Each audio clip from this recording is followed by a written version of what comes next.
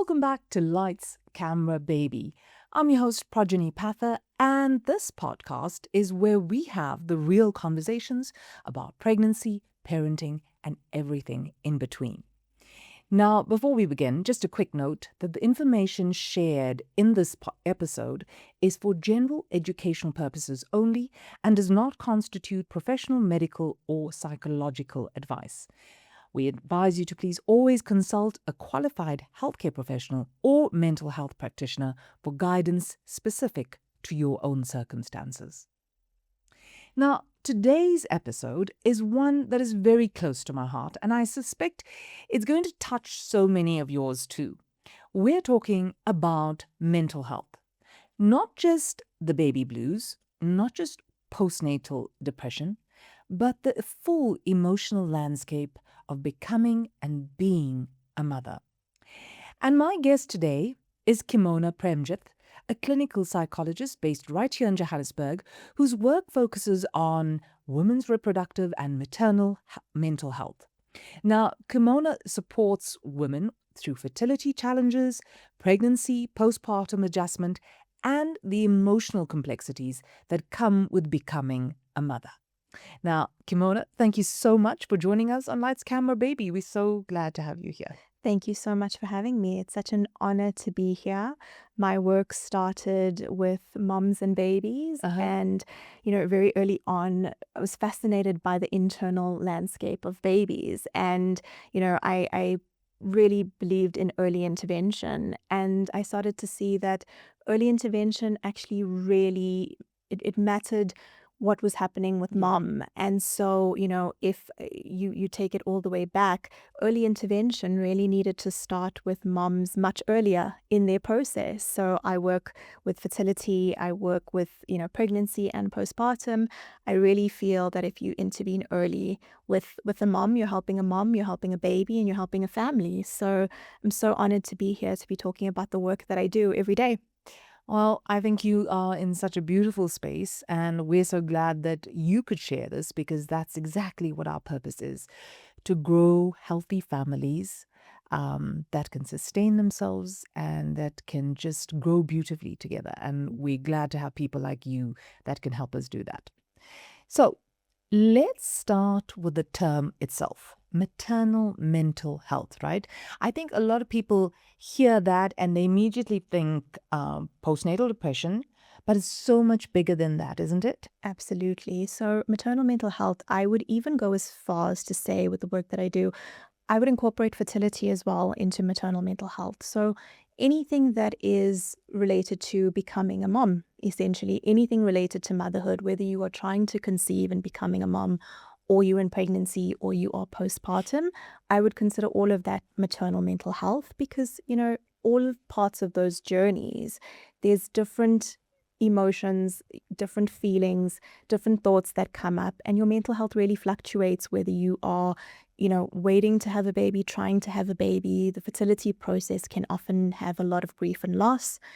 Pregnancy, oftentimes I see a lot of anxiety that comes up. So, perinatal anxiety that comes up, and then also, your identity changes, your relationship changes. There's so many shifts that happen during, from fertility all the way to having your baby, that all of that incorporates maternal mental health, all the changes that happen, all the feelings, all the emotions.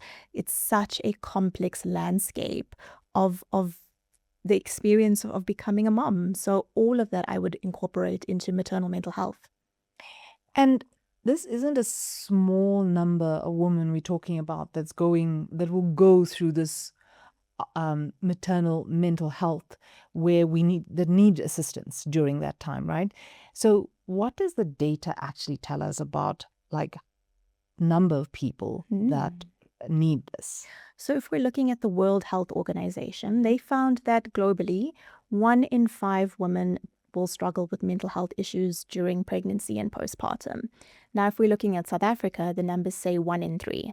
So for every, 3 people that you see, every 3 moms who are either pregnant or, having have a baby and are walking around in your grocery store, you pass them by, one of those mums are struggling with mental health issues. And then, the numbers say that 39% in South Africa have postnatal depression.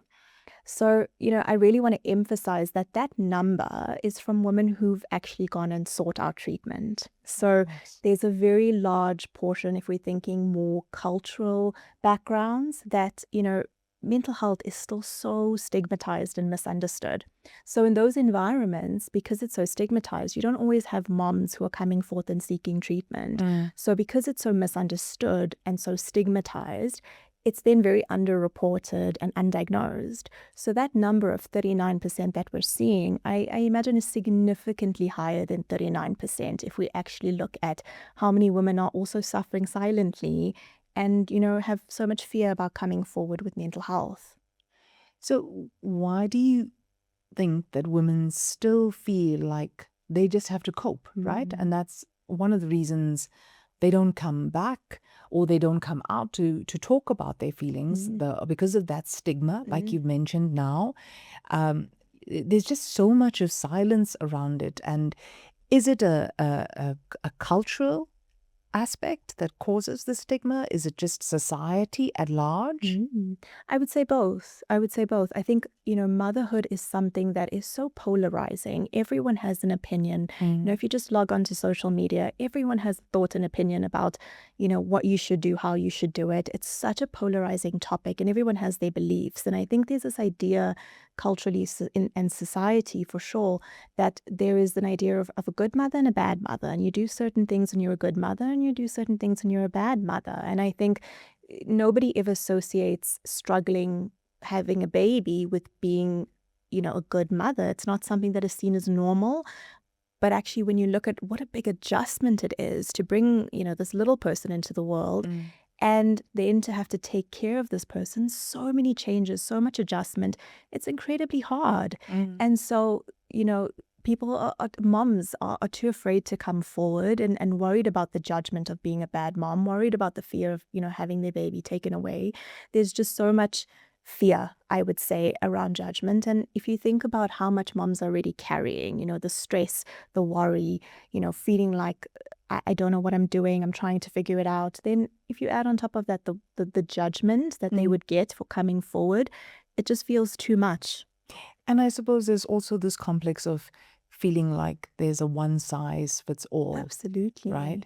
And yet each of us have our own unique family attributes and the way our family functions and the way we operate on a daily basis and the expectations. And that, like you're just saying, I mean, that good mother, bad mother, what does it make? What is it that makes a good mother? And what is it that makes a bad mother? And is it the same across cultural communities, different cultures? Or is it the same across society? And how do we, and why do we choose to classify ourselves as that? Like there's all that baggage that comes with that, right? Absolutely. So you're here to take mothers out of this preconceived idea and help them on this journey, and depending on each individual situation, right? Okay. Now, let's talk about the signs, right?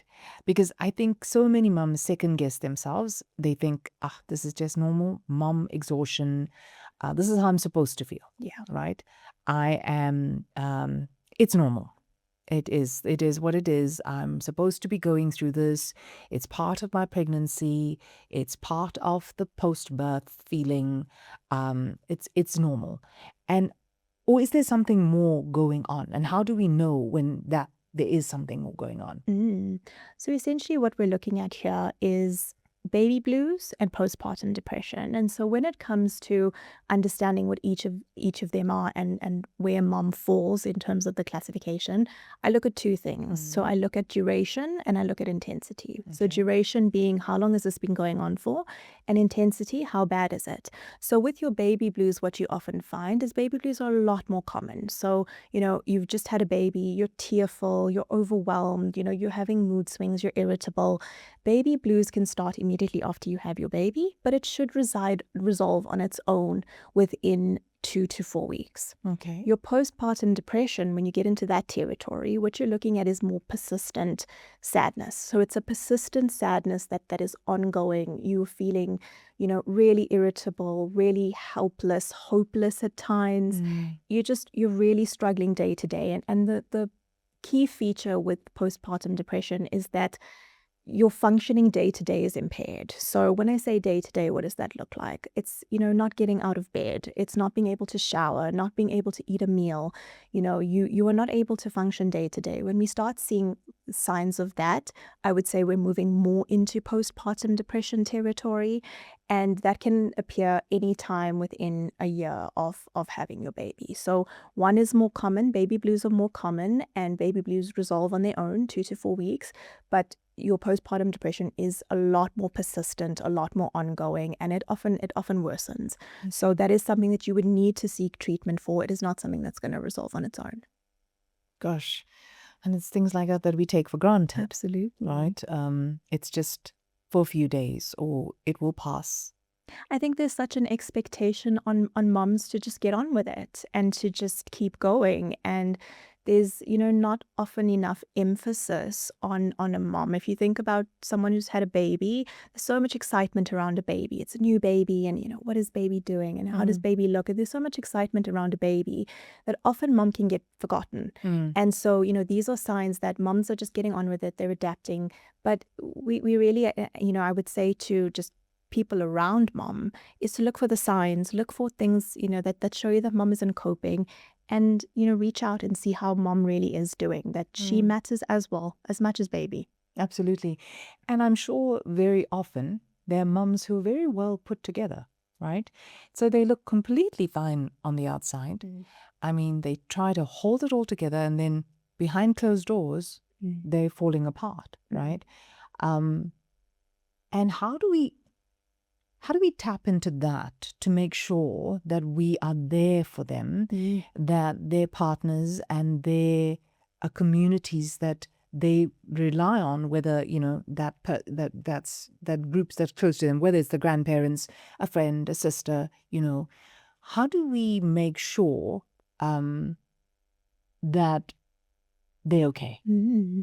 I think what's very interesting about this category, and I think a lot of women fall into this category, what we're talking about here is very high functioning anxiety and often depression that doesn't look like depression. So what I find is when these kinds of moms walk into my room, I don't hear the common symptoms of anxiety and depression. What I actually hear is I'm very tired, and they present as burnt out. So when you have a mom who's incredibly burnt out and incredibly tired, and you kind of, go through the list of everything that she's got on her plate, you start to realize that this is high functioning anxiety. This is not just burnout. You're not just tired. You've got so much on your plate. And I think these moms get missed so often because it seems seamless. It seems, effortless. They just, are holding everything together. They can remember birthdays and birthday presents and what's going on at work, and, baby needs this and dad needs this, and they do it seamlessly, but they get missed, and they there isn't always support that's there necessarily because they're just doing everything on their own. I would say to people in their lives, it's just stepping up and taking some things off their plate if you can. It's just saying, I know you can do this, and I tell moms all the time, I know you can. Doesn't mean you should. Doesn't mean you should. I think, it's very hard to delegate. I absolutely understand that. But, when we're talking about your mental health, that really needs to be a priority. And so, just taking things off mom's plate, taking things that you can do, if you can go and get the groceries that mom doesn't have to go on her way after work, and run all the errands. If you can do that, do that. It's going to make a massive difference for the mom in your life. If you just step in and say, I can do it, you don't have to do it all. I know you can. I know you can. But you shouldn't have to. That's so true. And everybody falls into that trap. And because she does it all the time, it is part of her psyche. It's part of her daily routine. And the rest of the family knows that. But it's about stepping up and just taking it. And it's those little things like you're saying, right? And I think that's a big shout out to all the dads and the partners and the grandparents that are helping in this family to try taking off little bits. Absolutely. And then again, for mom as well, who thinks that she has it all together, it's about her saying, it's okay to let go a little bit, right? It touches on this massive topic around invisible load, that, you know, it seems invisible, that this mental load that women carry seems invisible because you don't always see, you know, the hardships behind it, but it's incredibly taxing on mom's mental health, on their physical health, just on health all around. It's a lot. Right. Now, I mean, at what stage does this show up, right? Because I know we talk a lot about postnatal, right? But what about during pregnancy or even earlier than that? Do we still have that same kind of thinking? So, you know, I say to people that your mental health is with you all the time, everywhere. It just is. And so, you know, if we go all the way back to, even if you think about parents trying to conceive, oftentimes trying to conceive, what, you know, your expectation of it may take 6 months, sometimes may take 6 years. And in those 6 years, there are oftentimes, you know, there can be loss and there can be grief. And when you're going through that, you know, that's when your mental health, it shows up. You struggle with certain things during that process. And then if you think about, you know, pregnancy, something I often talk to about people going through pregnancy, and if anxiety or depression shows up, I go back and I check, has there been a loss? Has there been a miscarriage? Has there been a stillbirth? You know, that really also affects your mental health. It's very, very hard to bond with a baby that you're carrying when you've lost a baby. And so anxiety is heightened, you know, fear is heightened, stress, depression, all of these things are heightened. You can often feel very guilty if you're not bonding with your baby because you're struggling. And so depression comes, you know, can come in that way. And then, you know, moving on to postnatal depression, which is what happens after you have your baby. So your mental health is with you all the time, and it can show up in different stages when, you know, you're really finding things challenging and really finding them difficult to manage. And I suppose it's so interesting how we, sitting externally to that mom, you know, as the support group or the, you know, support squad that she has, but holding her hand through that journey, of course, you know, the partner's there, and going through all of those emotions. And then she falls pregnant, right? And all of a sudden, I'm sure there's this feeling like everything's fine now. It's okay. We are finally pregnant, and that's that. But it isn't. Yes. Because you're saying of that journey she's been through, this is now heightened, and the fear and anxiety can also be heightened. Absolutely. I think sometimes we miss that the whole, you know, the process. There are people out there who have a very smooth process, and that's absolutely wonderful. There are a lot of moms out there who don't have a very smooth process. There's been, you know, any kind of loss or grief is traumatic. There can be a birth that you've had previously that's been traumatic. Any kind of trauma that you've had going through this process, I think, will rear back up at any point when you know you're pregnant or postpartum, because it's something that has been sitting there that's maybe not processed properly. And so anytime there's been a loss, grief, anything like that, it doesn't just go away. And so, you know, part of then intervening early would be, you know, my encouragement to, if there's been any kind of loss, go and speak to somebody, go and speak to a professional, get some help, because that trauma has to be processed so that, you know, when you do actually have your baby, you can be fully present with that pregnancy. And, you know, I'm not saying that feelings will come back up, but our hope is that it's not going to be as intense and it's not going to be as daunting as what it would have been if it was not processed. Yeah. So don't leave it unattended. Absolutely. And it's okay to ask for help, right? That's what we fail to understand as moms, I think. So I want to ask you something about a term that I came across called Matrescence. Is that how I say it? Yes. Perfect. Right? Matrescence, a new term for moms out there. I think it's a concept that, you know, could genuinely change how women see themselves during the season, right? Can you explain it a little bit more better than I can? So matrescence is a wonderful term. It was developed by Dana Raphael. She was an anthropologist. And it basically encompasses all the developmental process of becoming a mom, so that you shift from the identity of not being a mom to fully stepping into this identity of motherhood. And what I love about the term matrescence is that it talks about it being continuous, and it talks about it evolving. So it's not something that you wake up one day and you just have. It's something that's continuous. It's changing and evolving throughout your life. And there are four, key dynamics of changes that it talks about, four dimensions. And the first one is being your biological and physical changes. So it talks a lot about your hormones and just how your body changes from if you're going to start thinking about fertility, when you're on any kind of fertility treatment, you're taking hormones, your body is starting to change there. Falling pregnant, carrying this baby, your body changing. So it really emphasizes all the physical and body changes you go through. It talks about your psychological changes, so the identity shift that happens when you go from being just me to now me as a mom, and what that looks like. Oftentimes what I find is we pull a lot of our identity ideas about motherhood from our experience of being mothered. So whether that is from your mother, your grandmother, a sister, whoever's played a maternal role in your life, we pull a lot of our ideas from our experience from that into what kind of mom will I be? Will I be similar to my mom or grandmother or sister? Will I not be? And so, the psychological shift that happens when your identity changes into motherhood. The third one is your emotional changes. So it really, this is a very, very important one. And this highlights just the ambivalence, I think, that can happen in motherhood, that you can absolutely love being a mom. You can love it, with your whole being. And there are parts that you can find incredibly challenging. Those two things can exist at the same time. It then talks about your relationship changes. So your relationships on all levels will change. Your relationship with your partner will change.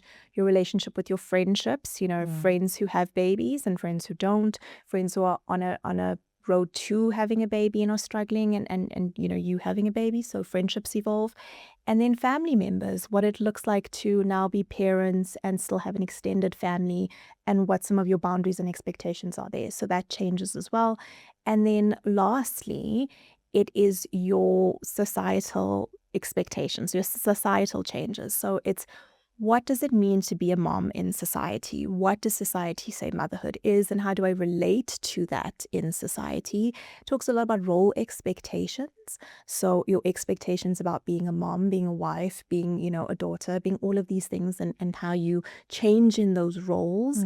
And so, it really, it's all five of these elements really encompass the full transition that happens when you become a mom. It's not a part of you. It becomes who you are, and it's always changing, always evolving.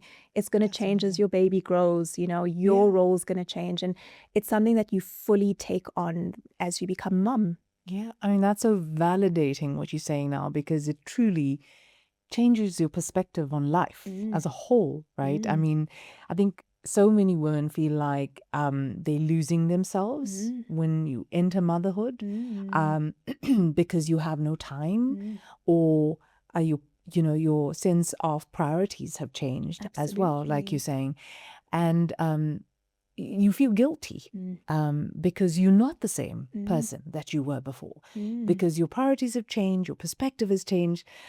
But and you're supposed to feel all this joy at the same time.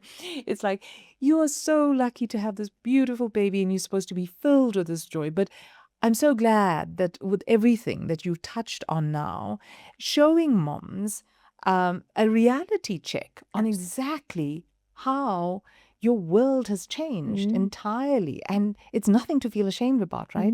Absolutely. So, I did my thesis on moms who work, and they were high achieving moms who work. And these were moms who had developed a very strong identity in their careers, and then, went on to have very strong identities in motherhood. And I think what surprised me at the time, but looking back now doesn't really, is this the wave of grief and the wave of loss that they felt with, I had this identity that was really solidified, and I was so proud of this identity that I had. And then I stepped into motherhood, and things needed to be reprioritized, things needed to be changed. And so I had to let go of this one identity that I had a little bit and step fully into another one. And so, space really needs to be made for grief and loss in this As journey well. of becoming a mom. And there's, as much as I think moms feel so much guilt about it, I think it's just allowing yourself to feel how you feel about it. It does not cancel out how grateful you may be to be a mom, how how much you love your baby. It doesn't cancel it out at all. It just holds space for the fact that there's a big change, and there's a loss and a grief of who you used to be, and there's a mourning of who you used to be while you step into who you are now. That is so true. That is so true. I love that perspective. We just don't realize it at the time. I think there's just so much happening. There's so many boxes to tick, and so many moments to capture, and the milestones. I'm supposed to be joyful and happy and document everything, and there's all that pressure. But at the same time, there is this change. There's a new person that has evolved from this pregnancy, right? Wow. Complete transformation. It really is. Now, what about the relationship change that comes from this, right? Let's look at partnerships particularly, like you mentioned briefly, friendships as well, and then the relationship with yourself as well. So we still carry that around. And I mean, you see it evolving as you grow from childhood to different whether you're in primary school and secondary school, and then you go to varsity, and then you start working, and there's always changing relationships, and there's that dynamic. And then something that we take for granted is that you never think that the relationships are going to change when I have a baby, right? So some of the most common things, I would say, if you're thinking about partnerships, some of the most common things that come up is intimacy. So intimacy and just connection that partners feel with each other. You go from being just you and your partner, now there's a baby in the picture, and babies need a lot to survive. And so, you're reprioritizing needs, you're reprioritizing capacity. And so sometimes that relationship falls on the back burner. If you think about even just friendships, like I previously mentioned, it looks different with friendships where people have had babies and people don't have babies, and lives look very, very different. And those relationships evolve as well. And then with families, what I've often found is just managing boundaries and expectations of what you are comfortable with family and what you're not. And so, managing those areas, what I've found is the key thing is communication. Communication is one of the things that is so important. I think especially if you're looking at a partnership, communication, communicating with your partner where you're at and how you're feeling, and making sure that one partner isn't carrying all of the load, all of the mental load at any given time, or even all of the emotional load. Thinking about families, I would say boundaries, again, super important. Something that you and your partner discuss together, what you're comfortable with, what you're not comfortable with, and then being able to communicate that in a very, very clear way with family members of what your expectations are. I would say with friendships, support your friends. If your friends have had a baby, support your friends. Don't give up on them. They're going through a season that is very, very challenging. They're going through a season where they don't have much capacity. Reach out, check in. Your friendship will evolve and it will change. Don't just let it go. Don't just let it go. Be there to support your mom friends. Be there to support, new parents. And the friendship will look different now, and what you do may look different now, but it's worth checking in, and it's worth just building the friendship on something different now.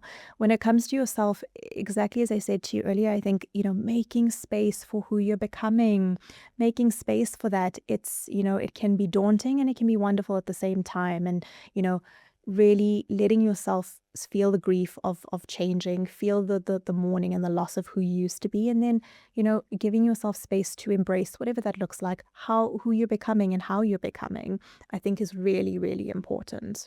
Yeah, that is so beautiful. Moms, do take note. Embrace the change. Embrace the change. I love that. So to the moms that are listening right now and possibly recognizing this herself in this conversation, what do you say to her? Where does she start? So I would say, to these moms, what I often say to people who I see who are really struggling, I would say, acknowledge that it's been hard. Acknowledge, with yourself. I think a good place to start is acknowledging with yourself that it's been hard, and just even saying out loud sometimes that this is really tough actually, helps it set in a bit more, and makes that, I need to reach out for help. I think what often helps as well is telling someone in your life, whether it is a partner, whether it is, family member, friend, whoever you trust, just one person, really telling them what you've been going through, really reaching out and saying, this has been really hard. I don't know what I'm doing. I'm really struggling. And just having that person be there for you and having this person help you take the steps that you need. So, reaching out for help, whether that is speaking to your GP, whether that is, speaking to your gynecologist if you, a very, very new mom still, speaking to somebody and reaching out, psychologists and psychiatrists, reaching out for the help that you need. And, it's really helpful having talked to someone in your life and told them you're struggling. It's really helpful so that you're not doing it alone. I think you're so overwhelmed at that point and you're at capacity. Having someone who can, find you a therapist or find you someone who can help, that you're not sitting and carrying more on your mental load, is so important. Yeah. Making space for that. Making space, allowing yourself the space to reach out. Absolutely. And you don't just carry it alone, right? You deserve care and you deserve support, and you shouldn't have to feel like you're doing this alone. There's a reason that they say it takes a village to raise a child. A village is not just there for the child. Villages should be there for mom as well. Absolutely. Absolutely. And I think as moms, very often we believe we can do it all. And we don't want to show any weakness, I think, as well. And it's not okay. It isn't, right? You can reach out. It's okay to have a moment or two or many. Absolutely. And that's knowing that you have a village that you can support. That can support you. I think that is truly, truly a blessing. No matter how big or small that village is. But like you're saying, even if you just find one person, I like that. Being able to know that there's one person there for you. But in addition to that, you can reach out to a therapist as well, right? You can reach out to the medical community, right? Because I think navigating that can also feel overwhelming. When if mom's already at capacity, the thought that, should I, is it normal? Like, can I? Does that make show that I'm weak? Was there something wrong with me?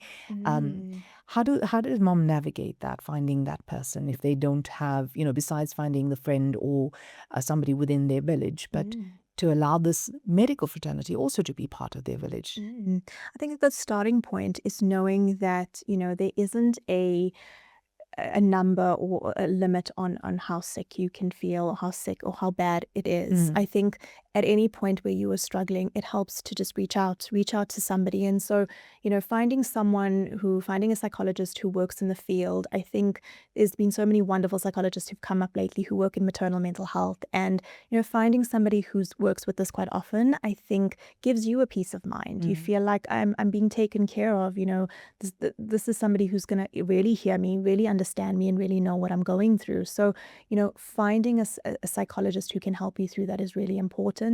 Oftentimes, it depends on how serious it is and how severe it is. In those cases, you may need medication. So in those cases, a psychiatrist is wonderful. So psychiatrists and psychologists, we work together all the time. Psychiatrists just manage the more medical side of mental illness, and they are there to look at symptoms, give you medication, monitor medication, whereas we work a lot more with just coping strategies and processing trauma and anything that really needs more psychological help, walking you through the process, giving you a space to really talk things out. So we often work together in being able to do that. So, sometimes you can often go to your GP and they can refer you if that feels easier. There's so many ways, if you just go onto the internet now and Google, and so many therapists come up. I think an important thing to keep in mind is that you find somebody who you're comfortable with. I think, this process it can be very hard in that you're very vulnerable. And you're talking about very difficult things. So I would say find someone that you feel comfortable with. Find someone that you can sit across from and you can really share things and just really say what's on your mind is very, very important part of the process. So two things that you mentioned there that I'd like to delve into a little bit more. We talk about medication firstly. Is it safe during pregnancy and breastfeeding? Yeah.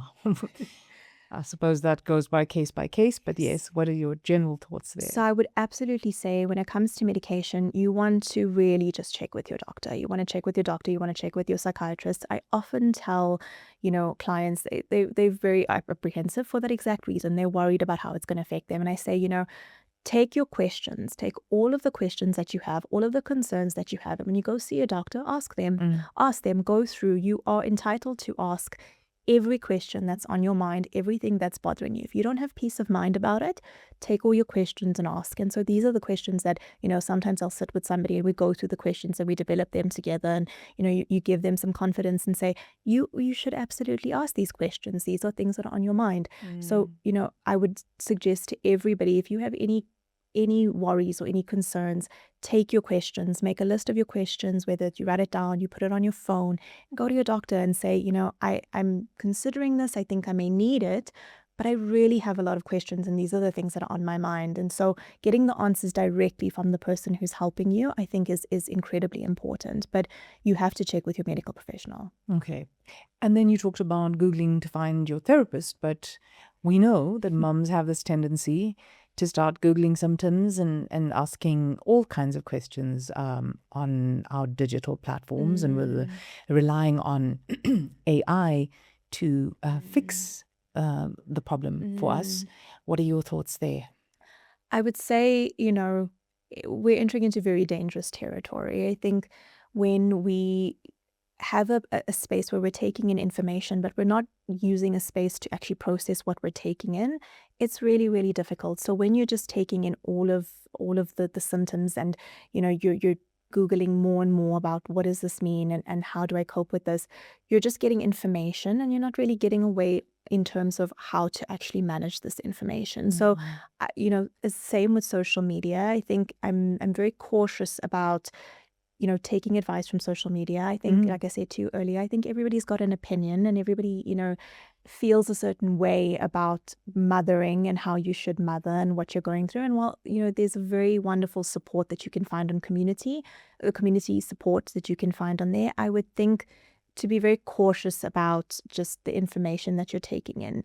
Information that you take in and with no way to really process it is not helpful. It's just sitting with a lot of information that's causing anxiety and fear. And, if you're looking up that kind of information, you already have a lot of anxiety, you already have a lot of fear. So adding more onto your plate it's just unnecessary. I would say finding someone who can walk you through this process and who can say, I hear these are all your fears and concerns. What are we going to do from here on out? How are we going to help make it better? That is more important. Yeah. And each case is unique and individual, and each it's like we said earlier, it's not a one size fits all, right?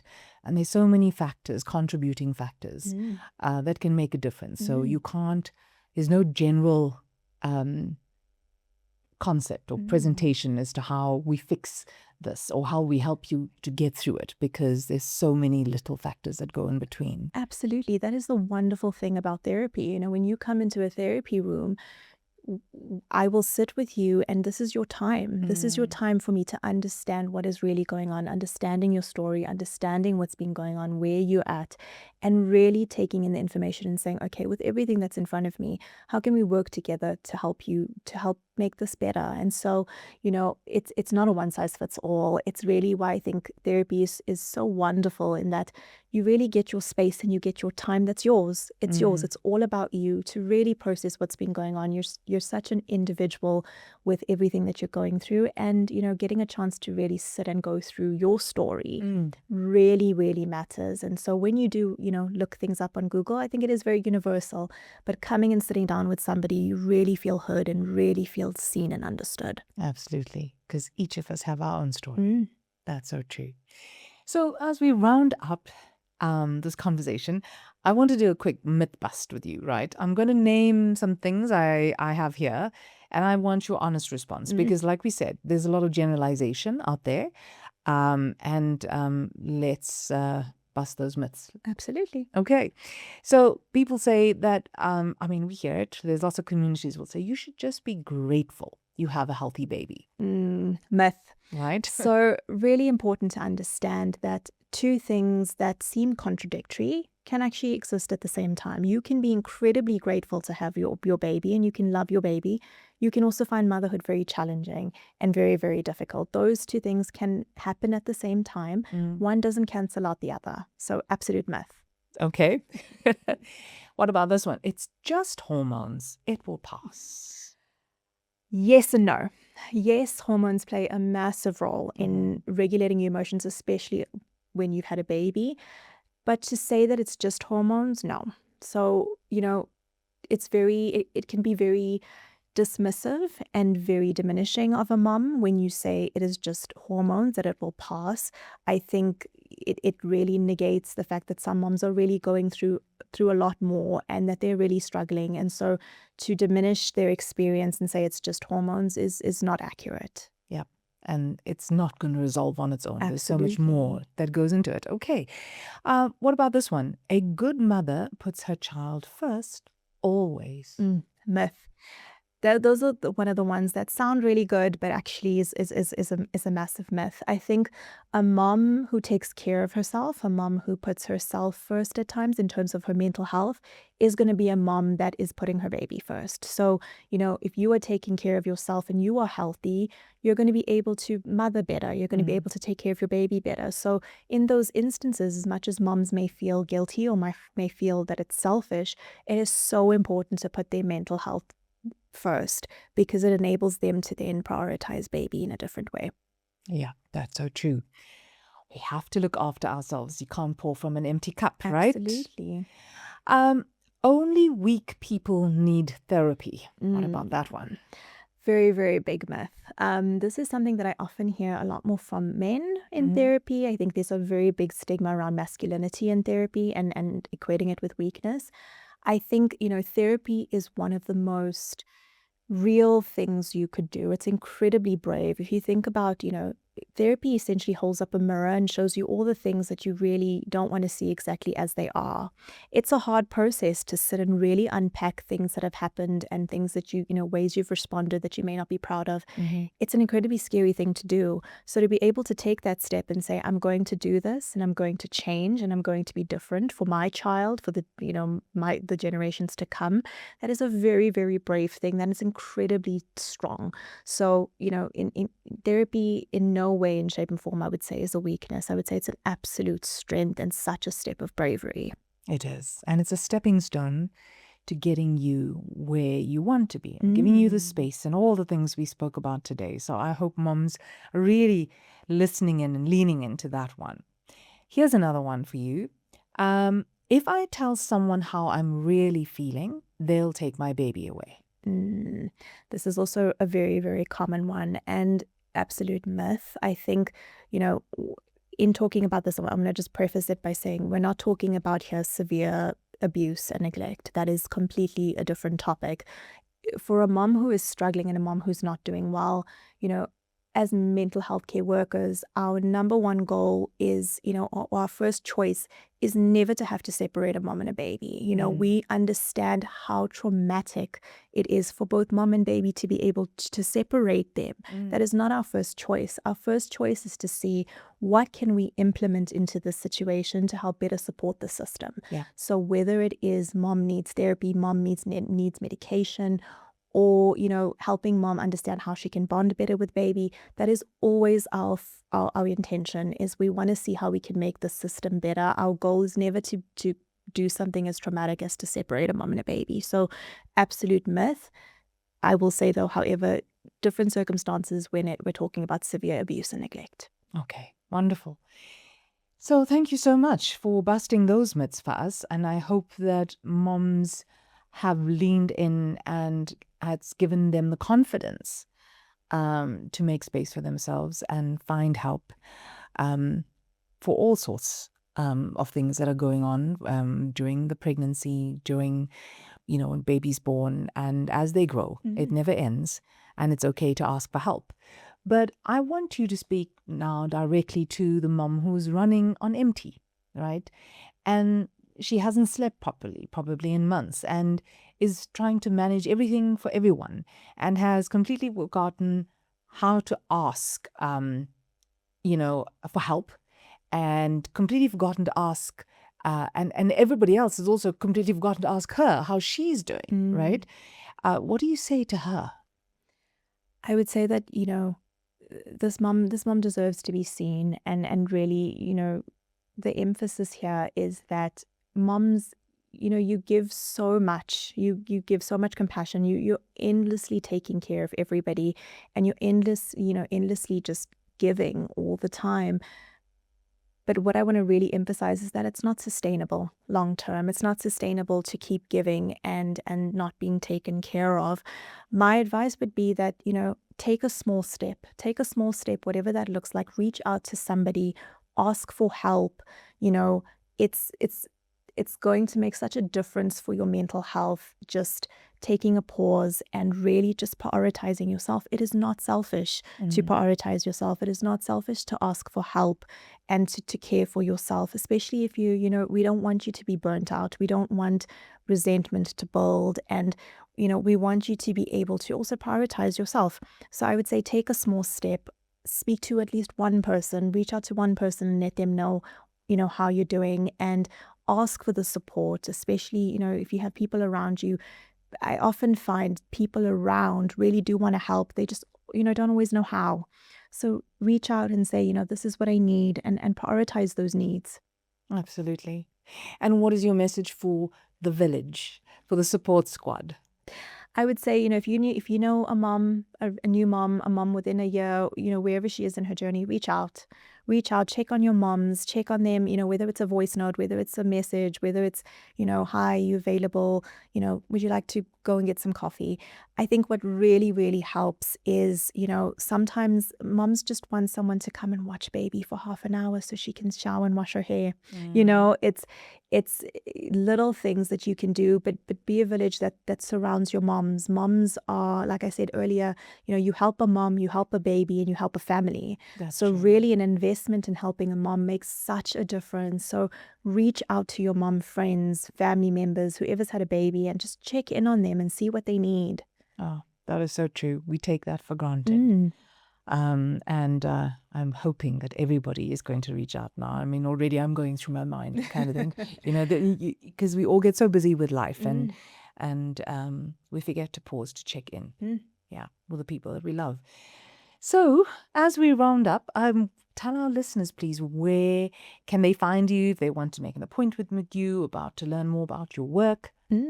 So I'm based in Johannesburg, but luckily I now work online. So I offer online therapy. So if anybody would like to see me, that's throughout South Africa. If anybody would like to book an appointment or just know what I do, they can go to my website. So it's www.kimonapremjith.com, and they can find all the information about what I do and how I work on there. Wonderful. Very accessible indeed. Thank you very much for that. And I think we'll put that in our show notes, your website address. And then to all our listeners, thank you so much, Kimona, for being here with us today. I think we've learned so much. I've learned so much, and I'm sure our listeners have too. We really, really hope that you will continue doing what you're doing and spreading the love and the joy and the support to our mom community. So thank you. And then to all our listeners, if this episode spoke to you about something that you're carrying right now, I think please know that you're not alone. Please also feel free to share this with another mom who needs it. And that is the biggest gift you can give to us right now. Share this episode with our mom community. Share it with the support squad as well, because it's so important for all of us to know how we can be the village that she needs right now. And remember, you can find us on Spotify, on Apple Podcasts and Iona FM, and as well as the Mama Magic website. And if there's a topic that you'd love us to cover, please drop us a message. We really do read everyone. We are extremely grateful once again to have Kimona Premjith with us. This has been a conversation I know will stay with so many of our listeners. And then again, a reminder that everything we discussed today is for information and educational purposes only. It's not a substitute for professional, medical, or psychological advice, diagnosis, or treatment. And if you are concerned about your mental health or that of someone you love, please reach out to a qualified healthcare professional. And if you are in crisis, please contact a mental health helpline or emergency services in your area. Moms and dads and the support squad, thank you so much for joining us. Until next time, keep asking the big questions, and we look forward to seeing you again on Lights, Camera, Baby.